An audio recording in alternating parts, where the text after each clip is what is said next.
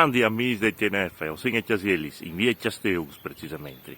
Ho capito queste piccole stradelle di camp e andiamo a fare una camminata insieme, una camminata semplice che potete fare con che voi.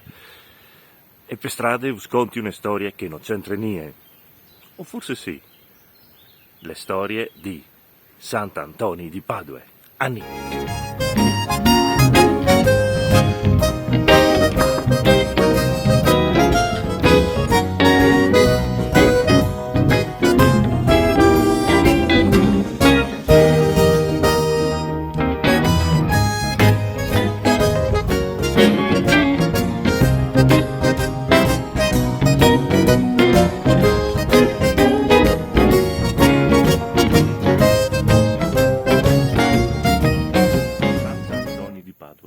Ma in realtà lui non si chiamava Antoni, e era tan manco di Padua, lui era portoghese e arrivava di Lisbona. E si chiamava Fernando. Fernando veniva di una famiglia di signors, però stessa la volle vocazione e decise di fare il missionario. E al va in Marocco, in Africa. Solo che come che arriva là, noi vengono una fiera di che tremendi, robi scalmuri. E quindi scugni la via, scugni ripartì. Acchiappa le barche e una volta il destino si mette al miez, perché le barche a naufraghe disin così, e lo fa sbarchiare in Sicilia, in Italia. E di lì lui si chiate a voler risalire e al va bande il nord. Per strade, all'incontro per fin San Francesco d'Assisi, di cui diventa un suo adepto. Ma di lì a poco Fernando diventerà famosissimo per le sue caratteristiche principali, che è il di bravo pratigliatore. Non ti se ne so di queste robe. O sin dal 1222, o sin a Forlì, avevano di fare un'ordinazione di predis, solo che quel che aveva di presiedere la funzione era malato, dall'ultimo, e all'improvviso loro si sono inchiattati, c'è qualcuno che al mi passa al termine, il speaker, e domandano a lui che ben volentieri ha deciso di accettare. E al dimostra una tabaiata, una parlantina, una maniera di fare così affabile, così biele, che di lì a poco è diventato proprio famoso per essere uno dei migliori predicatori in circolazione. Non sempre però queste robe, queste fame, disegni, ha giovato. Tanto è vero che un colpo era arrivato a Rimini e gli eretici sapendo che lui era, come che scontavi, così bravo, a questo aveva attaccata a non considerarlo. Lui però non si è fatto avere. Allora c'è fase lui va a predicare ai pes. Eh sì, è miracolo dei miracoli, i pes a salti in furia ascoltarlo. Gli eretici resti poi che male, resti proprio spiazzati, si dice, ma c'è molto che chi arriva a predicare anche ai pesus e non quisino per non dare importanza, per non dare ascolto. E così è lei. E le fame di Fernando diventano più grandi dopo i miracoli che vengono attribuiti. E il primo miracolo che sconti è quello dal papà geloso, se voglio dire, era un signor dal paese, no, che aveva appena avuto un frutto, ma lui non aveva tante fiducie delle sue femmine, no? Diceva che il frutto lì non è me, non mi sembra per niente, non ha il menas, non ha le meorelli, le neri, no, non mi convince. Fernando dice, ma dai, c'è un fatto, sei così, le tue femmine, brave femmine, non pensi che vedi fatto, no, mi interessa. Allora lui al valida femmine domanda, ma sì, mo tramite Isal Sofia, sì, Sofia sì, insomma, Allora gli dice, Fernando, ven che a menuto, gli dà in braccio il suo frutto e fa, se gli domanda il frutto, allora è piccolo, allora infatti si domanda, frutto, qui è il tuo pari, e il frutto miracolosamente risponde, dice, alleluia! E allora il pare alla creduto. Un altro miracolo che si tabae che l'ha fatto Fernando all'estate che dalle musse affamate. Allora un contadino che voleva sfidarlo e la dite, se le mie muse ascolte Fernando, io mi convertisco, se no, no. Allora ce l'hai fatto, no? Il carogne, alla tigno le muse a digiuno per più di una settimana. Bulo, così è che era così plena di fan. E dopo il clame Fernando che arriva lì, a chiale le muse, e in banda ne aveva preparato un gol di fen. Io le muse, chiale il fen, chiale Fernando, e non si mette in genoglon di fronte al santo.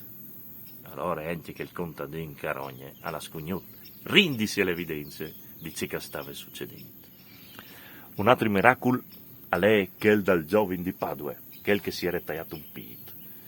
Chi giovane, non si sa ben perché, gli aveva dato un ripasso mari, pentuto va a confessarsi, e il confessore ha detto, no, piuttosto da un ripasso mari, a lei mi ha tagliato il pito, e quel che non va che poi l'imperaule, non va chiaro che per manare, tagliato il pito, là, Dio, se succede come le mari, tutte spaurate dell'acqua, Fernando che arriva lì di corsa dice tu fuori col chiave mi ha detto di tagliare il pito e io l'hai fatto no, allora lui chiappa il pito e gli attacca come un lego ed in che volte lì un altro miracolo alla confermata da sue potenze e dalle sue fede in Dio che arrivava a fare robi straordinari, ma le caratteristiche per cui va più famoso Fernando Sant'Antoni alle che deriva a faccia tale robi perdudis, di chi sta al derive dal fatto che lui, da sua vita, un novizio invidioso, gli aveva rubato il libro de preris, no, il breviari, e lui avvilito, alla tanto preato il Signore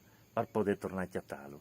Contemporaneamente, chi novizi pentiti, e insomma anche a seguito di un sium spaurosissimo, alla tornata, se us capite di perdi le classi di chiesa e non arrivassi a tali, vi domandai a Fernando a Sant'Antoni e ci mi dicevano Sant'Antonio della barba bianca fammi trovare quello che mi manca. Ma perché sto contando di Fernando, di Sant'Antonio di Padua? Usa subito. Prima però, sta bai dall'ultimo miracolo, senta il 1231 e senta l'ultimo anno di vita di Fernando. Di lì a poco saresti di fatto morto, dall'ultimo periodo della sua vita, che seppur giovane era comunque malato, si sentiva alle fine, al decid di là a Campo San Pietro in polsi lì di un suo amico, il conte Tiso, che lo aveva ospitato in una chiesa so. Il miracolo al dice che una sera Tiso avviò dalle fessure dalle porte una grande luce, una grandissima luce, e al va cuccà dalle clavadorie, e non vedi Fernando che altabaiava quelle figure miracolose di Gesù bambino in un gran splendore alla volgeva chi frutto e stava intabaiando. Il frutto stesso, Gesù, gli dice, vedi che è il conte che sta spiando, e come che l'era apparuta, lei anche scomparuta. Allora Fernando va alle ditise e dice, me ti prego, non sta a contare queste roba nessuno, che il chilo è un segreto me to. Lui ha deciso di rispettare le storie, le promesse al suo amico, e così al fa, non spia a nessuno. Finché le avevo avuto. Dopo morto, non si è più sentito in obbligo di mantenere il segreto, e lo ha contato a Toro. E questo è una roba che può diventare importante per quel che stai per contare con me. E us rispondo perché che sei portato per campagne di Chiasielis a Tabaia di Sant'Antonio di Padua, di Fernando. Venite con me.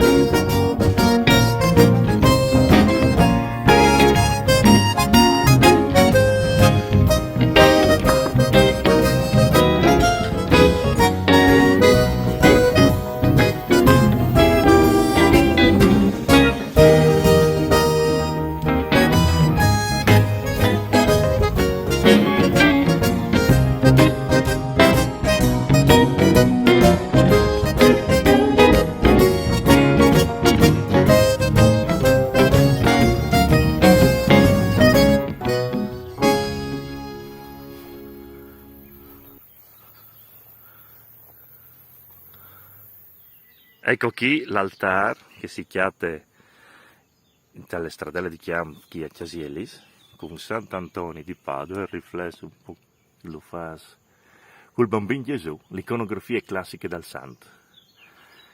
E le vinchi do, da questo piccolo puesto, che c'è di fa un svio di un po' meno, e si chiama qua, appunto, dalle stradelle di Chiam, tra Chiasielis e Chiasteunas. Io mi visi benissimo di quel puesto qui. Ho eri frutto qualche il plevan, preagnol, non zorro, hanno sveve portate in bicicletta fin qua, se mi aveva un viaggio, eri fruttutte, se mi aveva un viaggio tan lungo, l'hanno mal visi. E non avevo portato qua, no frus de dottrine, e poi qualche altra signore, diciamo dal fan club del Rosari, non avevo portato qua a benedì questi quadri. Io non sai qui che l'ha mettuto chi che il quadro chi, se l'è stato il plevan stesso, se l'è stato qualche abitante del paese, anzi se qualche don di Chiasielis mi fa sapere che avere sgusto di sapere di dove arriva queste icone. Secondo me è un evore biele, perché ogni volta che io faccio il camminare di che bandi mi fermi a salutare Tony e riguarda quel team dall'infanzia, al plevan che non è più, e a tutti quei robis che ha fatto parte, insomma, dagli essi frus in una campagna così biele che è dal Friuli. E questo penso che sia di Dot. Mandi un grandissimo saluto dai TNF e ci vediamo al prossimo video.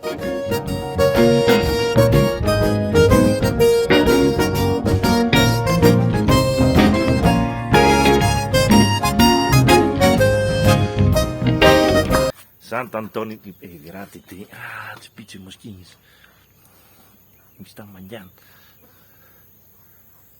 che le tengo dopo.